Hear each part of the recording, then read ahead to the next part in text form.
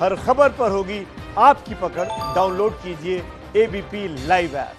JDU से निकाले जाने के बाद पहली बार बिहार के पूर्व मंत्री श्याम रजक ने एबीपी न्यूज से भी बात की है। श्याम रजक ने आरोप लगाया कि जेडीयू ने पार्टी के संविधान की दरअसल धज्जियां उड़ा के रख दी हैं और बगैर कारण बताओ नोटिस के पार्टी से बाहर का रास्ता दिखा दिया उन्हें। हमारे साथ हैं श्याम रजक जी।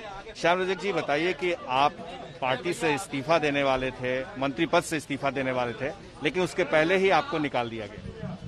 बड़ा हास्यास्पद लगता है कि जो दल, जो नेतृत्व अपने पार्टी के, अपने दल के संविधान की रक्षा नहीं कर सकता हो, उससे क्या उम्मीद की जा सकती है राज्य की सुरक्षा और राष्ट्र की सुरक्षा।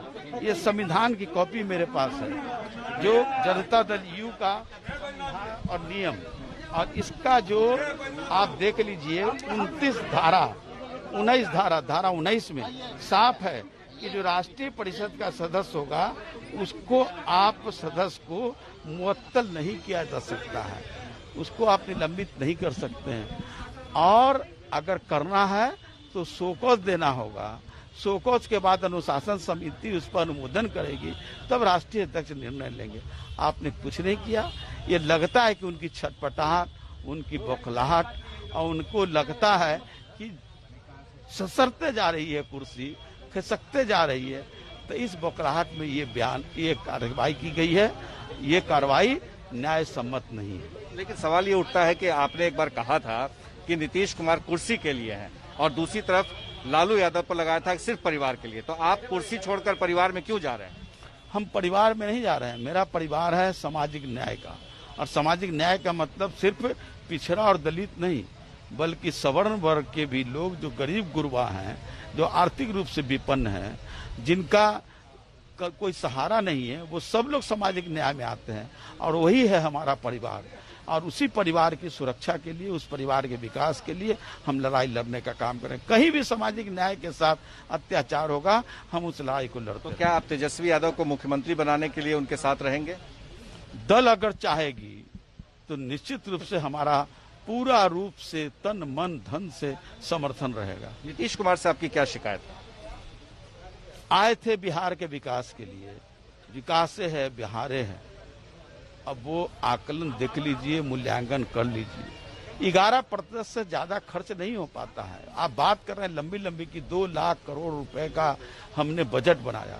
बजट तो बनाए, खर्च 11% भी नहीं होता है। लेकिन आप भी मंत्री थे, उसमें लगातार रहे हैं, आपको लग रहा है कि आप मंत्री रहते हुए ये सब सवाल उठा सकते थे, लेकिन आपने नहीं उठाया? मैंने उनसे सलाह अलग अलग बात किया, उनको हर चीज को मैंने उनके दिया, उनको बताया, लेकिन वो गंभीरता से इसको नहीं लेने का काम किया। और मैं तो काम करने में विश्वास करता हूँ। तेजस्वी यादव में आपको क्या भरोसा है कि वो बिहार के मुख्यमंत्री बन पाएंगे? देखिए, मुख्यमंत्री बनेंगे ना बनेंगे ये तो बिहार की जनता तय करेगी। और बिहार की जनता जिस तरह बेहाल है, युवा वर्गों में जिस तरह से आक्रोश है, ये एहसास कराता है कि युवा नेतृत्व के प्रति लोगों की आस्था जुटी है, और तेजस्वी जी एक युवा नेतृत्व है। तो ये जो चिराग पासवान हैं, वो भी आजकल खफा चल रहे हैं नीतीश कुमार से, क्या आप पहल करेंगे कि चिराग पासवान को महागठबंधन में या तेजस्वी के साथ में? दलितों के साथ तो बराबर अत्याचार हुआ है, चाहे वो चिराग पासवान हो, श्याम रजक हो, जीतन राम मांझी हो।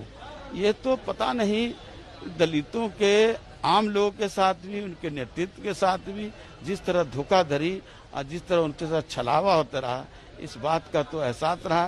तो जो लोग सामाजिक न्याय की लड़ाई लड़ना चाहेंगे, चिराग पासवान जी एक उदयमान युवा नेता हैं, और तेजस्वी तो है ही। तो हम तो चाहेंगे कि सब लोग मिल करके और सामाजिक न्याय। किसको मुख्यमंत्री बनाए? सबको? ये तो बिहार की जनता और जो जनप्रतिनिधि होंगे वो तय करेंगे। अफसोस है लालू यादव का साथ छोड़ने का, क्योंकि आपको अपने परिवार का अभिन्न हिस्सा मांगते थे। देखिए, अफसोस तो होना ना होना ये महत्वपूर्ण नहीं था। हम तो विचारों के साथ रहे, व्यक्ति के साथ नहीं रहे। चंद्रशेखर जी के साथ हम शिष्य रहे। चंद्रशेखर जी ने जब भी कोई इस तरह का सवाल आया, उन्होंने कुर्सी को लात मारने का काम किया। ब्लू स्टार के खिलाफ पूरी जनता थी, ब्लू स्टार के समर्थन में, लेकिन नीतीश कुमार ने ब्लू स्टार के खिलाफ बोला और 3 साल के बाद पूरे देश की जनता ब्लू स्टार के खिलाफ बोली। उसी तरह से कई सवाल आए, तो मैं तो उनका शिष्य रहा हूँ, इसलिए सवाल व्यक्ति का नहीं, सवाल विचार का है।